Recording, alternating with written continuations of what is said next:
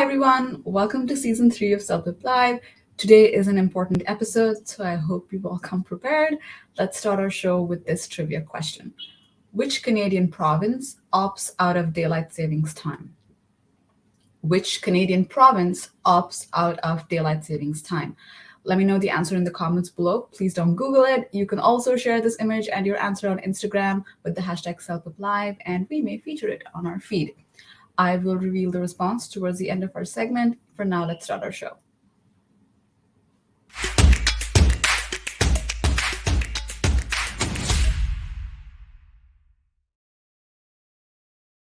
Hi again. SelfUplife is an interactive YouTube series made to help CELPIP test takers understand more about the CELPIP test. So if you're about to write the test, please subscribe to our channel and click on the bell icon to be notified as soon as we go live. If you know somebody else who's writing the test, please share this channel with them as well. In today's episode, we're discussing task 4 of the reading section. A lot of you asked us to make an episode about this one, so here we are. As I mentioned on Instagram, this is a 45-minute episode because part 4 of reading section is a little more challenging. And as always, Brandi will be walking us through our lesson today. Let's give her a warm welcome.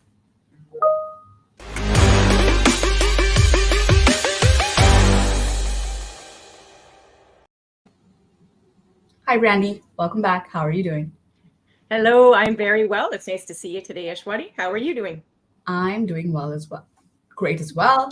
So I'm going to let you get started. There are a couple of people here already. So for those of you who are already here and waiting for Brandi to start, just to let you know, if you have any doubts, feel free to add them in the live chat. That's okay. But also, this is an opportunity to really pay attention for 45 minutes and then ask your doubts. So you can do that as well.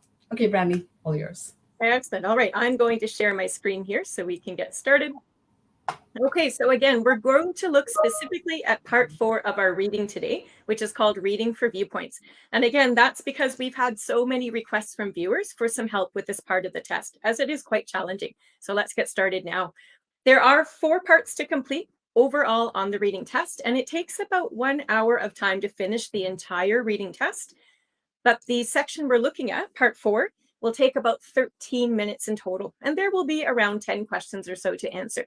So today we're going to actually answer 4 practice questions together, which is why this episode will be just a little bit longer than normal. And that's again because it's a little bit complex. So we want lots of time to make sure we understand how to answer these questions.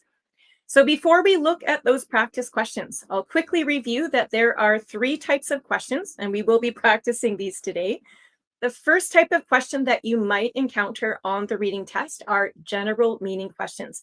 So these questions are going to require us to look at big parts of the reading passage. We might have to understand an entire paragraph or even sometimes the entire reading passage in order to answer the question. We'll be doing this today, so we'll come back to that one. The second type is a specific information question. These ones tend to be a little bit easier because we're being asked to find a particular detail within the reading passage. So we might be asked to look for a person's name or their opinion, something like that. So we're looking usually at one sentence or even a half of a sentence. Sometimes even one word in the reading passage will give us the answer. The third type of question are called inference types.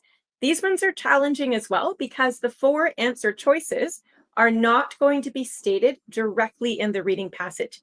Instead, what we have to do is understand what we're reading about, put that information together to make some very logical conclusions or assumptions about the material. So again, we will be practicing some inference types questions today.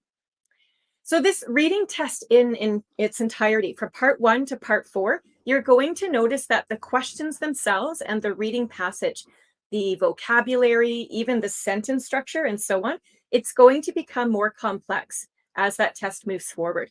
So again, part 1 should feel the easiest to you, the test taker. Part 4 will definitely feel the most challenging. And the test is designed this way specifically. So we simply just have to apply our same reading strategies and do our best on this section. Because part 4 is the most challenging part of the reading test, we will have many more general meaning and inference types questions. Again, because those 2 types of questions require slightly higher critical thinking skills, which is partly what makes part 4 so challenging. So a word about how we're scored. This will come into play today. First of all, there are 38 questions in entirety on the reading test. You'll get 1 point per correct answer for every single question you get right. The computer is going to score this. So a human examiner will never even look at your reading test. The computer is programmed to recognize your answer as right or wrong. And that's where the scores will come from. Please guess if you don't know the answer. All right, if you leave something blank on the test, there's no way you'll get a point for that question. But if you guess and you guess correctly, you might actually earn a point if you're lucky. And when you look at the reading score chart here, you'll see that every single point is going to help you work your way up this score chart and hopefully land you in the top section. Now, as I've been chatting here, I hope that you've all recognized that there's a slight bit of overlap in the reading score list there on the left. So if we look right now just at that top row where it says levels 10 to 12, so on the reading test, if you score 33 out of 38, it says here that you're going to earn your level 10 overall on the reading score. But if you look directly below that at level 9, you'll see that a score of 33 might also earn you a level 9.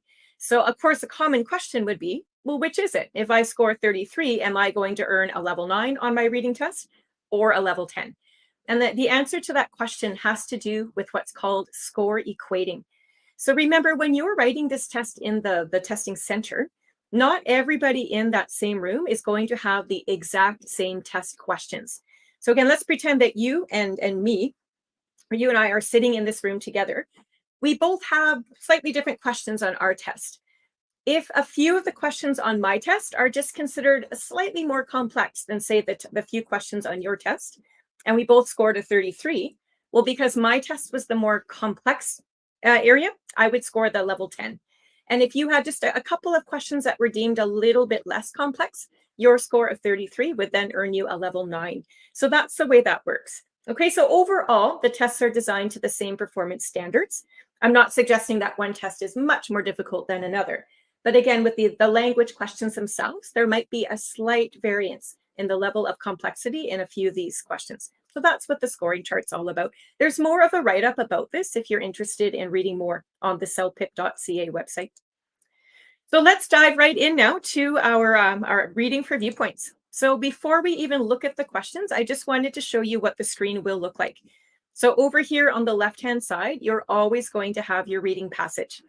So it's about 4 paragraphs long or so. And here on the right-hand side are your questions. You'll notice there are 2 sets of questions. So there are 5 questions up top and another 5 questions down below that. So we're going to start with that top set of questions. We'll simply call them set 1 for easy reference. You can see the 5 questions in front of you now. So remember, reading for viewpoints in part 4 means reading for opinions, really. That's what viewpoints are. People will have different ideas and perspectives about the passage that we're talking about. So your job in part 4, the first thing you're going to need to do is very quickly determine what the topic of this entire reading passage is. Remember, a topic, a main idea, is generally introduced in that introductory paragraph on the test. So once you've determined what the topic is, you're then going to look for people's names throughout that reading passage. And when you find somebody's name, please write it down on the paper provided to you during the test. Your job is then to determine if that person agrees or disagrees with the topic at hand. So again, reading for viewpoints, you can expect to encounter several people. There might be 2, 3, or 4 people mentioned in this reading passage. Some of them will agree with the topic and others will disagree. And it's up to you, the test taker, to determine which it is and take note of these things. All right, so again, we're going to have many more general meaning and inference type questions as we work through this part of the test. So we will need to examine the paragraphs in their entirety, most likely. So of these 5 questions here today, we're going to do numbers 2 and 4 together for practice. Okay, so again, I just want to show you the entire reading passage on one screen. You can see how long it is. The length of the passage itself is pretty standard. It's the same as what you've seen in other parts of your CELPIP reading test. But what really makes this one different, if you can actually start to skim read some of these sentences, you'll see that we've got more complex sentences. So the sentences are longer, the grammar's a little bit more challenging, and certainly there are many more high-level vocabulary words. So to do well here, we have to have a fairly widely developed range of vocab and a good handle on these complex ideas so that we can skim read the material fairly quickly and pull out ideas. Your ability to paraphrase ideas as well. So take some of the complex worded ideas here in this passage and reword them in your own mind, in your own simple language. If you can paraphrase what you're reading and write down some notes as you go, that's going to keep you on track. And we're going to try that today to see how it works. So let's start then. We're looking right now just at the first paragraph of this entire passage. So it's big enough now. I'm hoping we can all read it together. You'll see question 2 below that, and the 4 answer choices are there. So before we even look at the questions and answers, can I ask all of you viewing right now, please, to quickly take about 10 or 15 seconds even, skim read this first paragraph and try to determine what the main topic is of this whole passage. If you'd like to guess what the topic is, you can put that in the live chat, or you can just hold on to your ideas for a moment. Okay, but have a quick skim read. Give you about 10 seconds, maybe 15. So figure out the topic.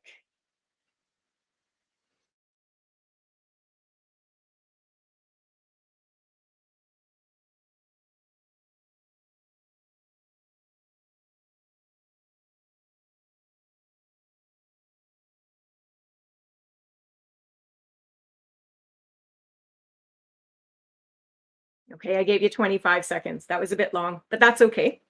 What I'm hoping that you're recognizing is, first of all, there will be some very challenging words here, but make it easy on yourself. Pull out the words you do understand and look for clues.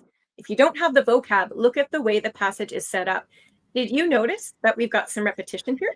Sorry, Ashwani, you've got some ideas? Hi. I was hoping you'd see me so I didn't have to interrupt you, and I'm glad. So we do have a couple of suggestions, and I just wanted to include that. Zarina says arts. Saurabh says funding to artists from Canadian government. And then there's I think Shubham says C. So Ooh, you're already answering the question. You're way ahead of us. Okay, well, hold on to the answers for now. If you can answer it now, great. But you're absolutely right. You can see here the way this paragraph is structured. It tells us information about funding for the visual and performing arts right in the opening. And again, at the end there in the conclusion, it says again, funding for the arts. So when you notice that words and ideas are repeated, especially in such a short paragraph, the writer has clearly done that for a reason. It's important. And you're absolutely correct. Your guesses today so far have been correct. This is the topic of the whole piece. We're discussing the funding of the arts, specifically in Canada. So now that we've got the topic discovered, it's a matter of skim reading further to pull out any little details here that will help you understand what you're going to be reading about next. So the very first thing we notice in the opening sentence is that apparently the Canadian government has indeed funded the arts in the past. They have a long history of doing this. So again, in the past, funding was very common for the arts. But as we keep reading, we see here that there have been difficult fiscal choices. So fiscal has to do with finances or money. So according to the passage here, given that there have been money challenges, the government, I guess, has started to withdraw the funding. So they're funding the arts rather less and less as time is going on. And by the time we get to the bottom of this paragraph, we have a good sense of what we're going to be reading about next. So there are some people who see the funding of the arts as a complete waste of money. So we, as the readers here, can expect to encounter some people who don't want the governments to fund the arts. But as reading 4 on your CELPIP test goes, of course, we're going to have different viewpoints. So we can also expect to encounter some people who think that the governments should fund the arts. So just by doing a quick skim here, again, identifying the topic and getting your mind around what's coming next, that's going to set the stage for the rest of the passage. Now, we only need to look at this first paragraph to answer the question below. So now that we've talked about it a little bit, can you try to figure out which of these 4 answer choices best describes paragraph 1? So we're being asked to consider paragraph 1 provides A. Is it choice A, a description of various types of performing arts? Choice B, few pieces of background information. Choice C, a good example of the problem that follows. Or choice D, a brief historical overview of Canadian artists. So again, if you'd like to type your guess, you're very welcome to do so in that chat box there live, or again, just hold on to it up here. But based on everything we just discussed, based on what we've circled here and underlined on the screen, you should have enough information to choose the best answer. So I'll give you about 10 more seconds to think it through.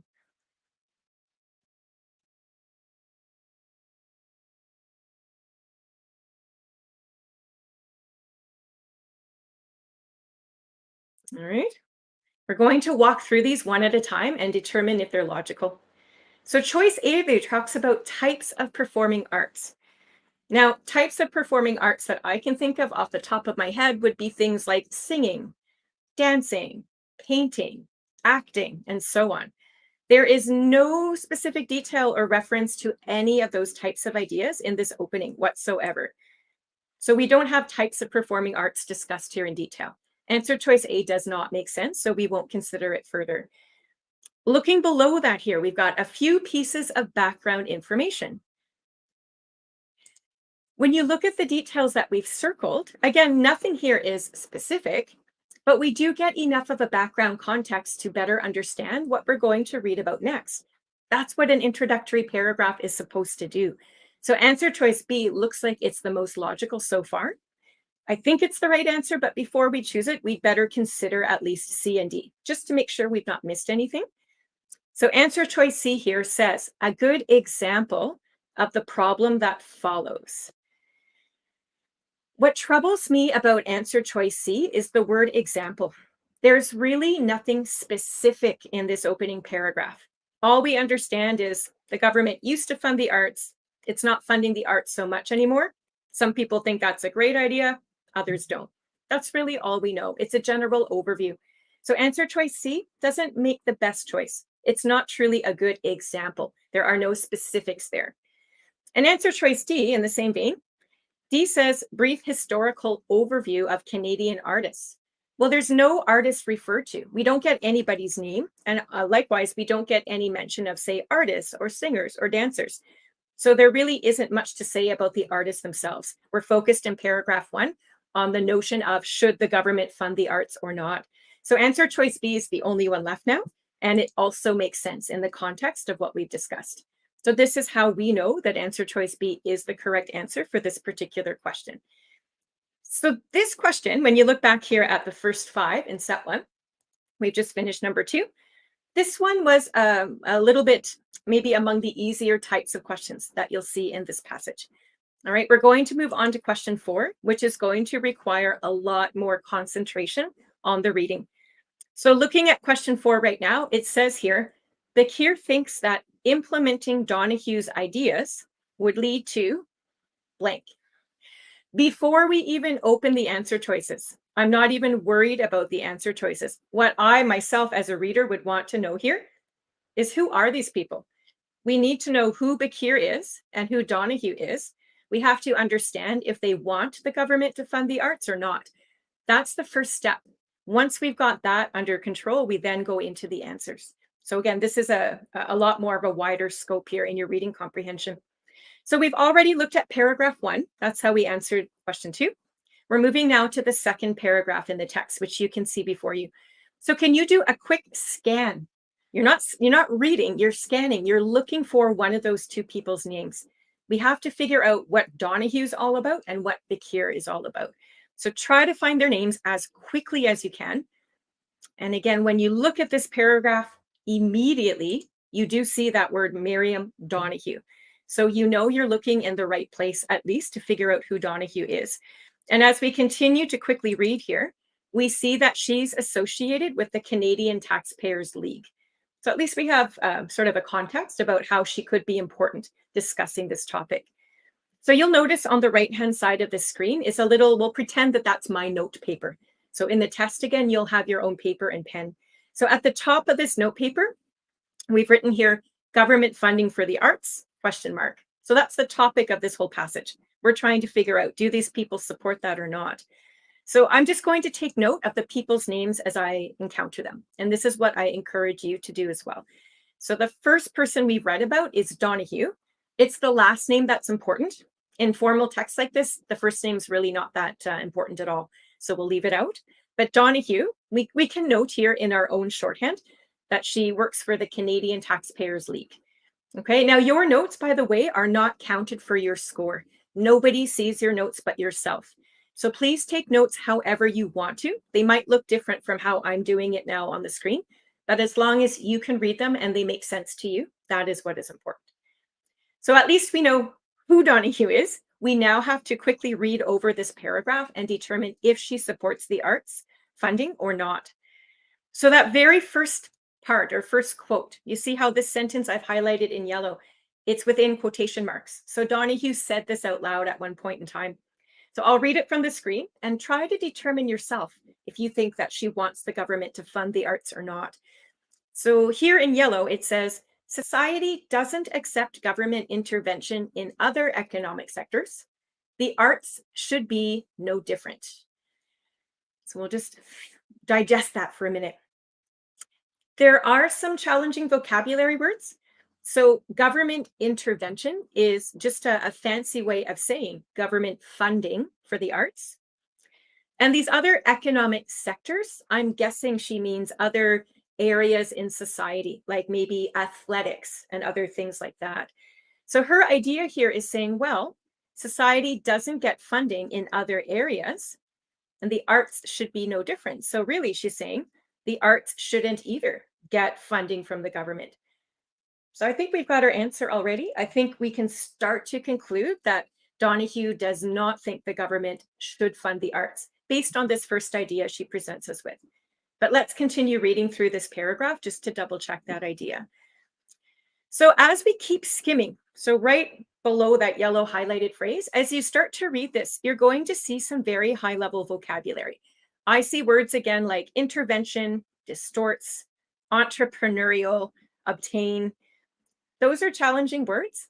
The best thing to do here is figure out if you actually need to understand them in order to grab the gist of the passage. So I'm going to highlight in green the words that are familiar to me and that are simple enough for my mind to grasp so I can make sense of her opinion. So these are the words in green that stand out to me. Donahue says artists should obtain money from the private sector. So without even diving into the meaning of those higher level words, I get what Donahue's saying. She's suggesting that exactly this, artists should rely on the private sector for money. Remember, the government is a public sector. So Donahue doesn't want the government to fund any arts whatsoever. She's saying artists should only get that funding from private areas. So again, we know she doesn't support funding for the arts. And again, as we continue to skim here, we see other ideas, something to do with meals and sports games. I'm skipping over that, and I'll pull out just a few other ideas here. So she says the government shouldn't be in the business of selecting which artist is fittest for public consumption. So in simple language, all she's saying here is that the government should not select which artist to give the funding to. So with all of these ideas in mind, when we ask ourselves again, does she support government funding for the arts? We can definitely conclude that she does not. So please, on your note paper, beside her name at the top even, just write down the word no, or doesn't support, or whatever you need to do to make it clear in your mind that Donahue does not want the government to support.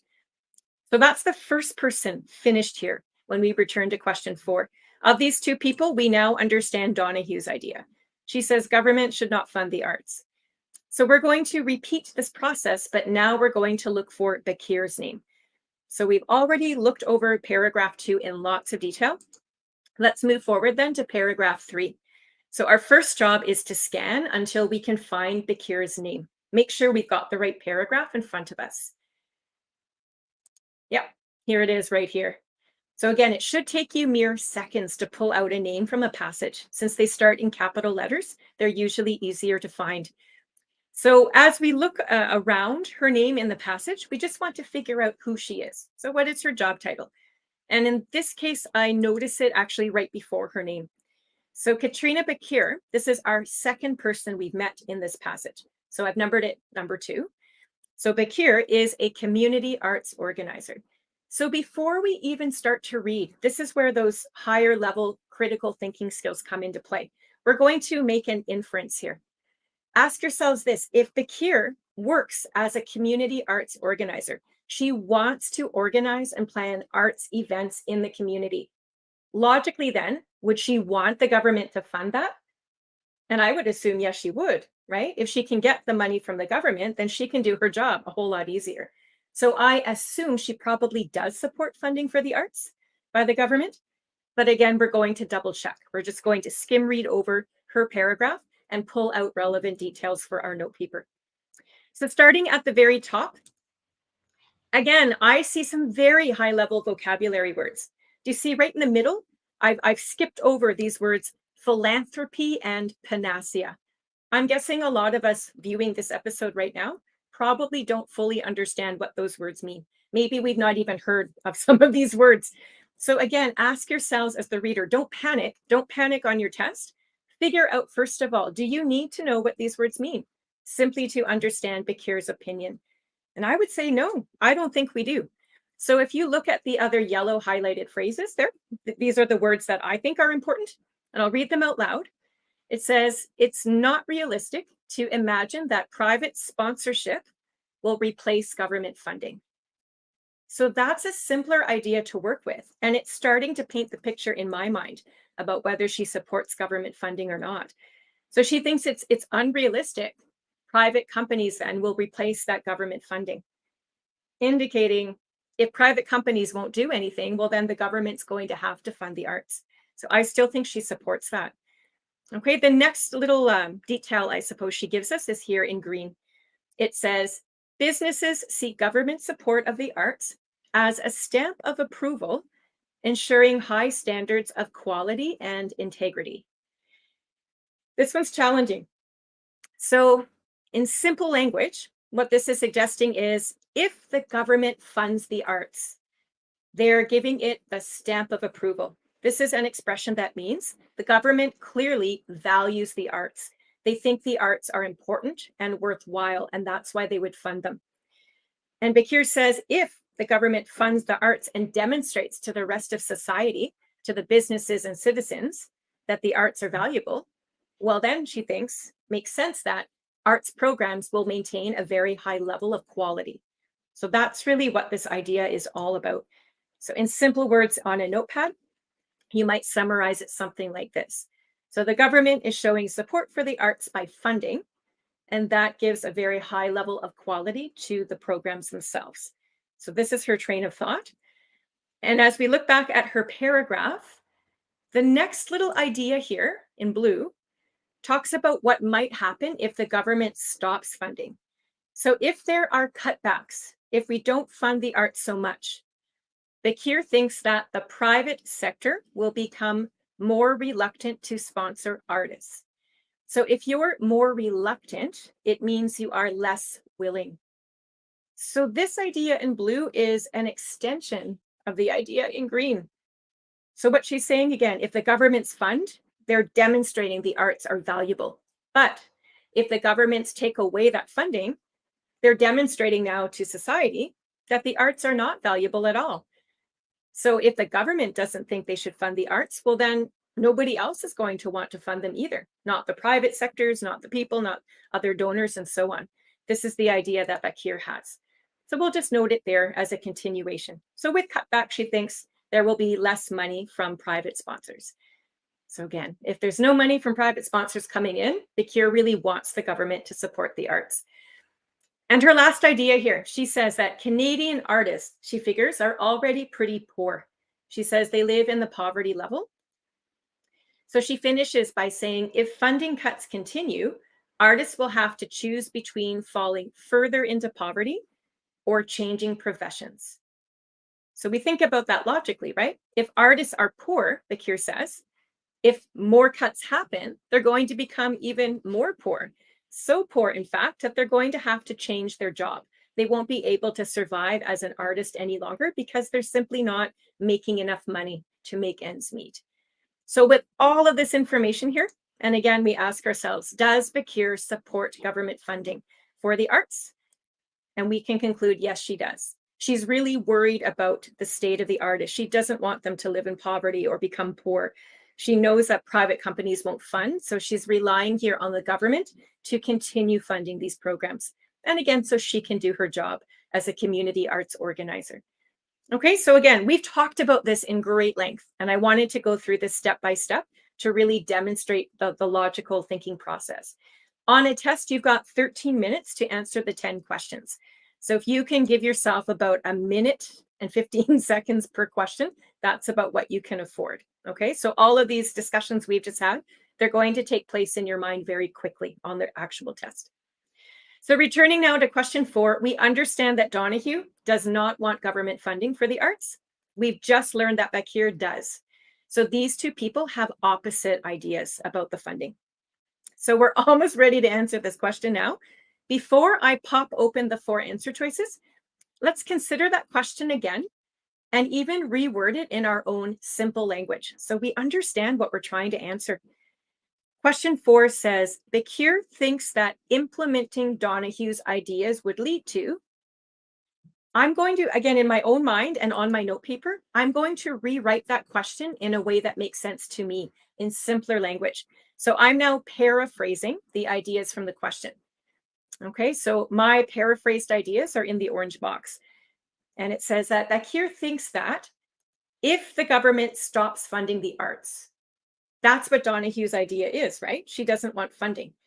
So according to Bakir, if the government stops funding the arts, there would be, and then we're going to look at the 4 answer choices now. So we have to choose sort of an outcome or a consequence, if you will. What is going to happen if there's no more funding for the arts, according to Bakir? This is what we're trying to figure out. So what you're looking at on your screen right now, again, is paragraph 3. This is the one all about Bakir that we've already talked about in detail. Right below that, you'll see question 4 worded from the test.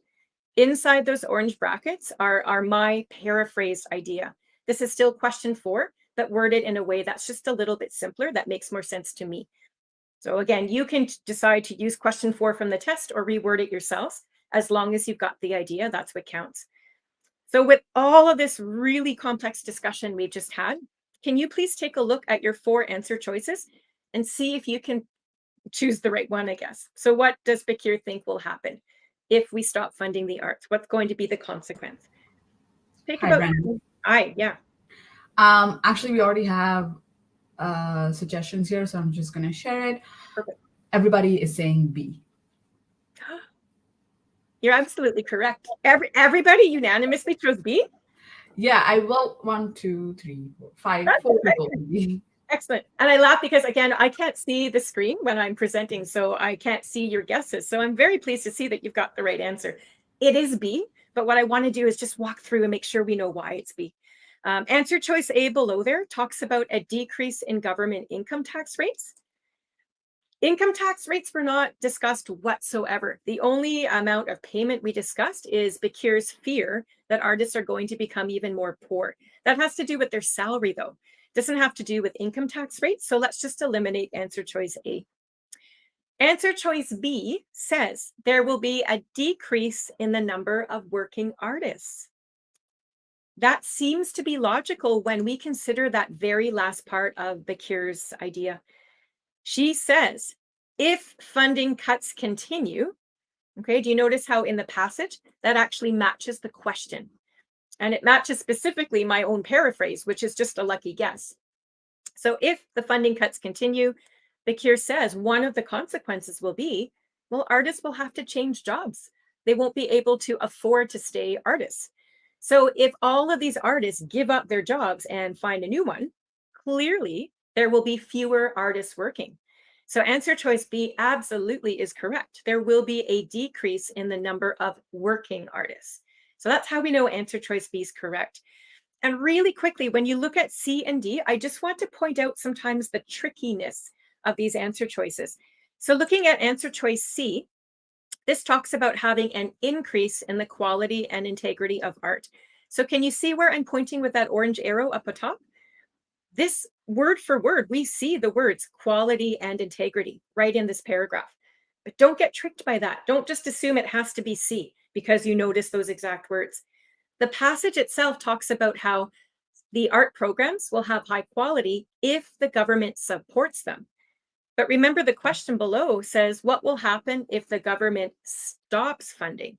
So answer choice C is actually the opposite of what we're trying to figure out. So that's how we know it's wrong.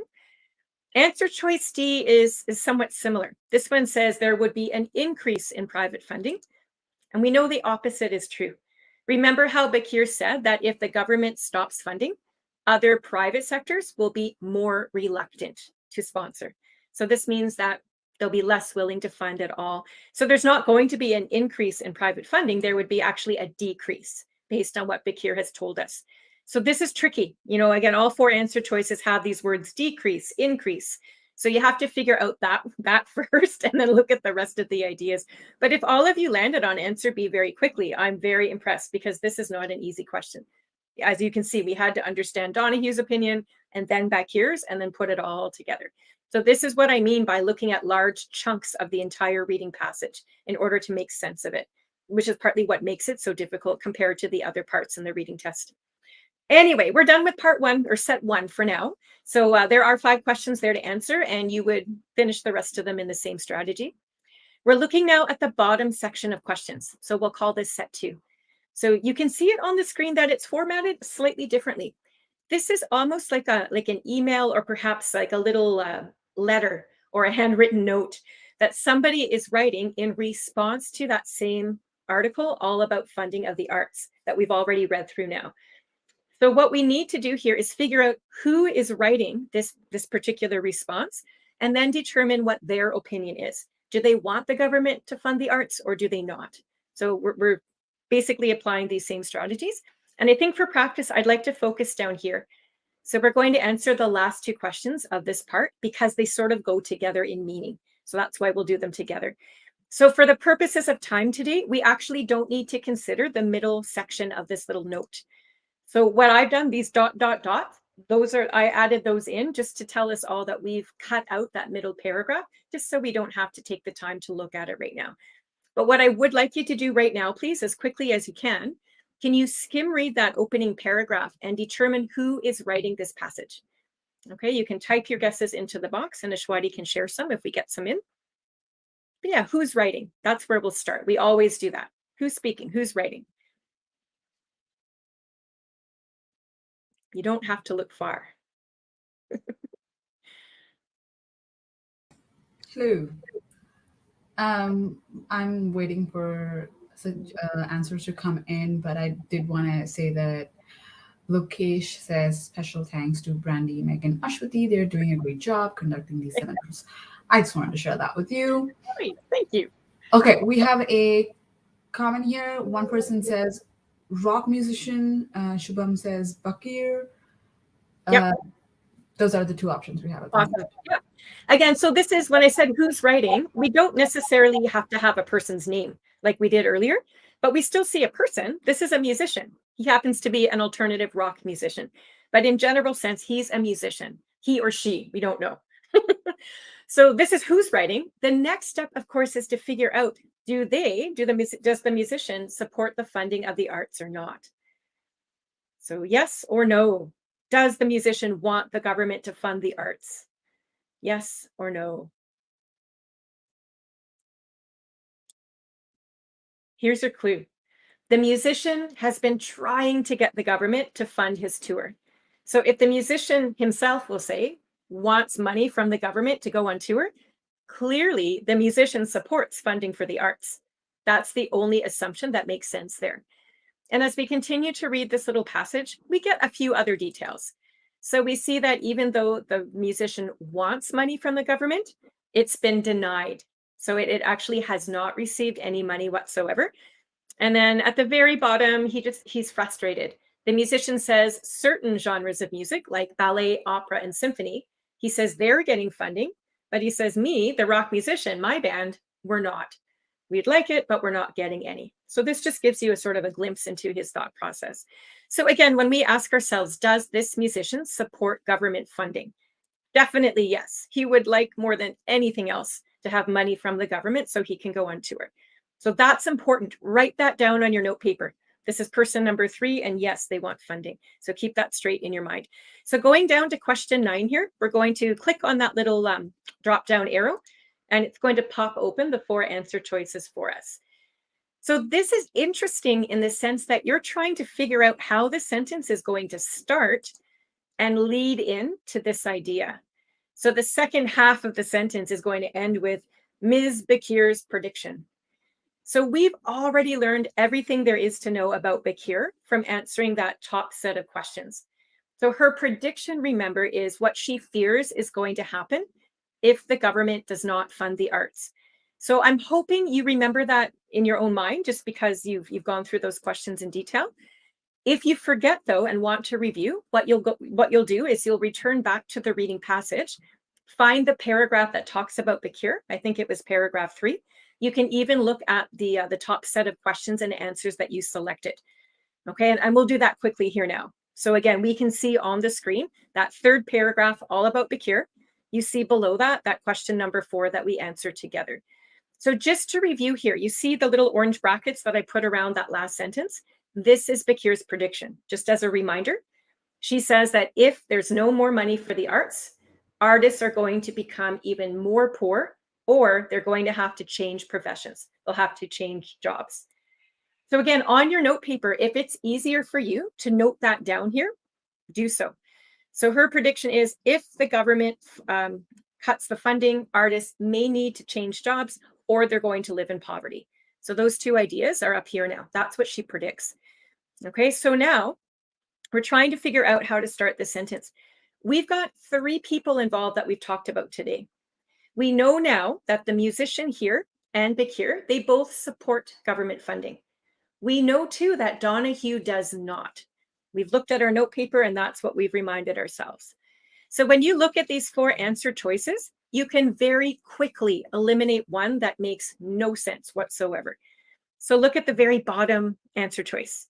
Do you see how it says, indeed, Ms. Donahue does share Ms. Bakir's prediction? Well, Donahue and Bakir have opposite ideas. They disagree. So that does not make any sense. They don't share anything. So we can eliminate that choice at the very least, leaving us with 3. So at least we're narrowing things down. Okay. Looking back now at the 3 remaining choices, we know that the musician and Bakir have the same viewpoint. They both think the government should fund the arts. So can you try to find an expression there that shows some sort of agreement? Okay, of the 3 choices remaining, examine the language carefully. And this is a huge help because I notice in answer choice A, it describes doubt. And in answer choice C, it describes disagreement. Those 2 ideas don't seem to make sense because the musician and Bakir agree. So having doubt or disagreement isn't really a strong choice. I suspect then, since B is the only one left over, that this is probably the right answer. So this one says, thus, I could become an example of Ms. Bakir's prediction. So when you click on the answer during the test, the computer is going to insert it into the sentence just like this in green print. Okay, so we think this is the correct answer, but do you notice how the next sentence actually continues? It starts with, that is, and it goes on from there. When we start a sentence with those words, that is, the reason we do so is because we are giving a further explanation or an example of what we just talked about. So this reassures me that we have the right answer for 9. He's talking about how he's going to be an example of Bakir's prediction. And then question 10 is actually the example he's going to be. It says, that is, to survive economically, I may genuinely have to, and you can see the 4 answer choices. So it's either cut back on my unnecessary spending, give up on my dream just to pay the rent, produce music of a lower quality standard, or seek funds from more conservative donors. So remember, you're choosing the answer that best matches Bakir's prediction, which is here, right? We wrote that down on our note paper so we can refer back to it. So the easiest way I think to do this question is to have a look at the language or the wording used within her prediction in that orange box. See if you can find any words or language in those 4 answer choices that match. Is there a paraphrased idea here that makes sense? So again, look at those 4 choices, select one that maybe matches the prediction. And there is one and only one that comes close to being logical here. I'll give you about 10 seconds to figure it out, and then we'll start matching the words.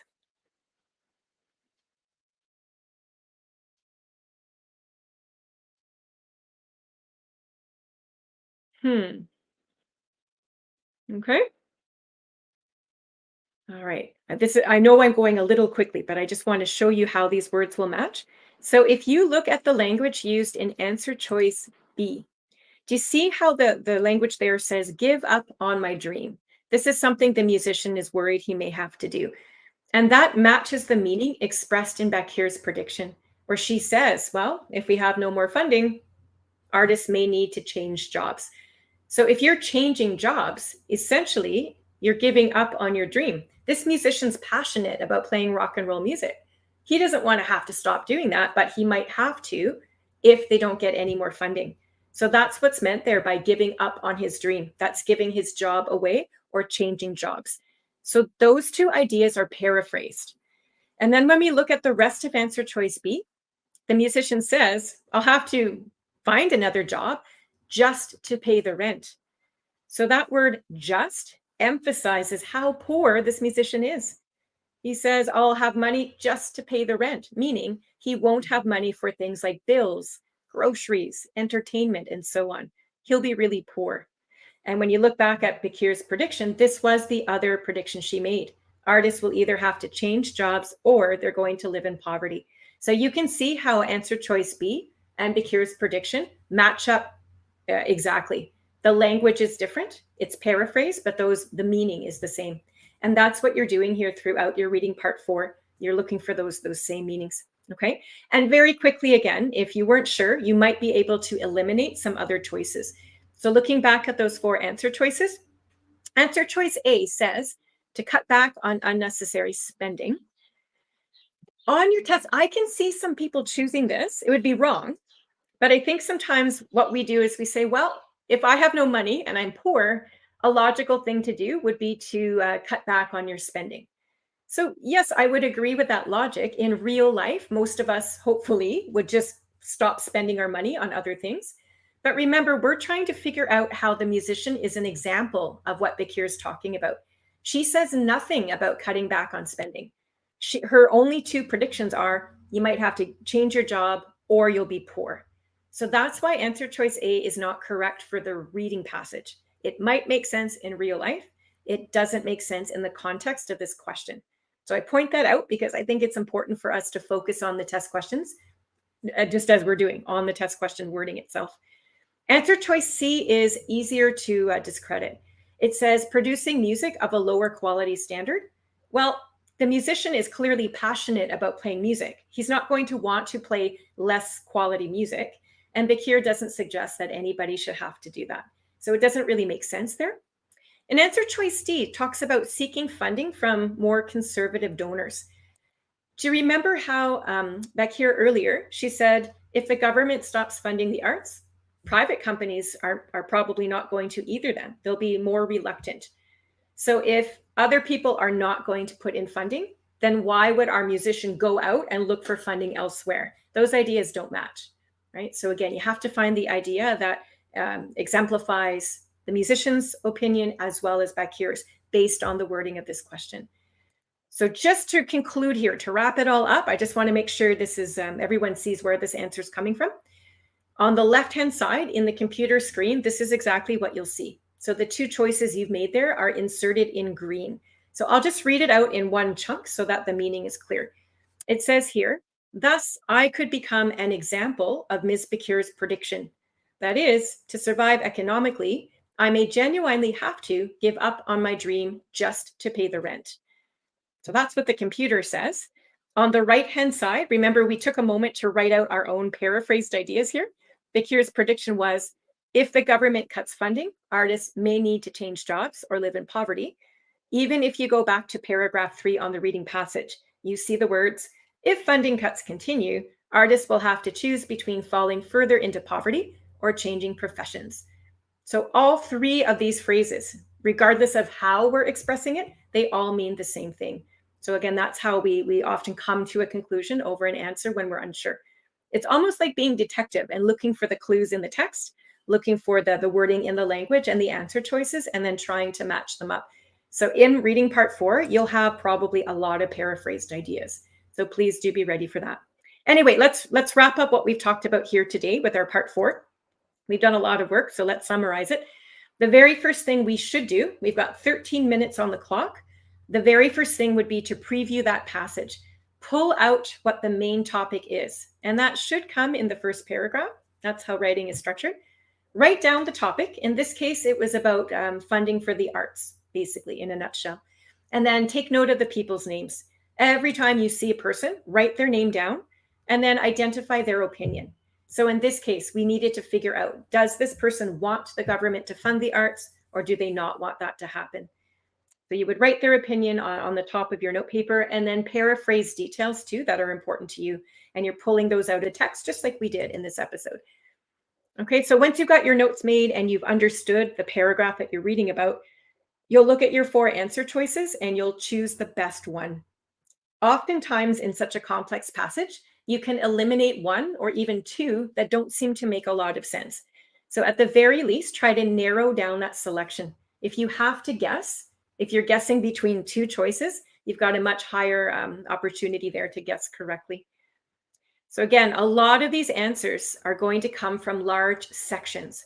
So we really needed to read the entire paragraph about both Donahue and then Bakir to fully understand their ideas. We referred back to different parts of those paragraphs to answer those 4 questions we did today. So we will be making assumptions at times and drawing conclusions to answer these questions. So again, using those details from the passage, we can also refer back to the questions and answer choices we made in that top set of questions to help us figure out what's happening in the bottom set. Remember, that bottom set is a response to that main article anyway. So again, if you fully understand the article that first time you read it through, you'll do much better then on that bottom section of questions. And again, a final reminder to answer every single question, even if you have to guess. A reminder that you'll never, ever lose a mark for guessing incorrectly. So please do not leave anything blank. If you've got 1 minute left on the clock, just click answers on your test. Make sure you've got something answered there. Because again, if you're lucky, you'll get the point for that question. And of course, every point counts to help you earn a higher level score on your reading test. Anyway, that's a lot of information. So I'm going to stop sharing my screen right now, and I'm going to return back to all of you. And we'll see if we have any further questions. All right, I'm back. Brandi, thank you for that lesson. I really enjoyed it. I'm also forever impressed by your ability to recognize what mistake a test taker would make and why. I think that's very crucial. Your explanation of why somebody would have chosen option A for B was nice to know. Like I'm pretty sure I would have thought of that, had that thought as well. Right. That was good. So we don't have questions here yet. Okay. I'm going to wait for a couple more minutes to see if we have a few questions. A lot of the questions we had before were questions about just prep, which our moderator was able to answer. So that's great. Excellent. I'm glad to hear. I know we're probably all digesting the reading part 4 as well. Yeah. So people that are scoring very highly on the reading part 4 are the people who are earning those level 11 and 12 on the entire reading test. So I point that out because at the same time, I know part 4 is complex. I don't want it to scare people away, but I'm hoping to reassure people that they don't have to answer all the questions on part 4 correctly to still earn a good score on their CELPIP. So it's not necessary to score perfectly there to get the level 9 on your test, for example. Okay, so again, we don't all need a level 12 on reading, as much as it would be nice, but I'm hoping that's reassuring and that sort of thing. All right. Yeah, and then also, I know that you people who are watching have had a lot to consume, like Brandi said. So if you aren't able to come up with any questions at the moment, feel free to leave them on our comments after this video is finished being on live, and then we'll always try to answer that for you. Brandi is very helpful that way as well. All right. Well, this would be a first. If we don't have any questions, maybe I've explained it well, or again, everyone's just taking a moment to digest. One of the two is happening right now. I don't doubt the former for a second. Anyway, Brandi, I don't want to keep you any longer. So thank you so much for joining us and providing us with this episode. My pleasure. And let me know, folks, what you'd like to do next. Again, we've done the entire reading test. So if you've got a request for the next episode, let me know and we'll see what we can do for you. All right. Thanks for having me. Always nice to be here. Bye. Okay, so that was Brandi, and we just finished our reading section, like she said. So feel free to drop any other suggestions you'd like for the other sections that we have. As always, thank you for joining us and subscribing to our channel. If you found this video useful, please give it a thumbs up and also share this with anybody else you think might find it useful. Just before our season 3, we arranged all our episodes according to sections. So listening, reading, writing, and speaking. To help you find your videos faster. A couple of people in the comments asked us how to prepare for the writing section, how to prepare for the listening section. For free prep, this would be a great place to start. Please go to our playlist and follow the episodes given in the listening, reading, and writing section. And if you find that you've been preparing for way too long and you need a break, we also have fun time videos for that. Some of them are really funny and great, so I would ask for you to check them out. We've also started a podcast. If you have listened to it and enjoy it, let me know what you like about it in the comments. If you think that's something we should do more in the podcast, let us know as well. Always happy to receive feedback. Please also leave suggestions on what you'd like to see more on SelfUplife. You can also send your suggestions to communications@paragontesting.ca. And that's it for today. Here's the answer to your trivia question. The answer is Saskatchewan. Since the province covers 2 time zones, only the city of Lloydminster switches its clocks from year to year. I didn't see anybody answer this question in the beginning, and that's understandable because we had a big episode lined up for us. But if somebody did have the answer in their minds, you won. It's Saskatchewan. Lastly, I have some exciting stuff for you. Usually, SelfUplife episodes happen every 2 weeks, so the next episode would have been on the 2nd of November. However, this time we're doing a special Halloween fun time episode, and that's on the 26th, which is next Tuesday. So please do join us. We will be exploring Canadian Halloween traditions. We'll also be looking at things you can look and things you can go visit around if you are in Canada. And we will also be in costume. Lots of fun stuff. So on the 26th at 9:30 a.m. PST. Okay, that's our show today. Until next week, please take care and good luck with your tests.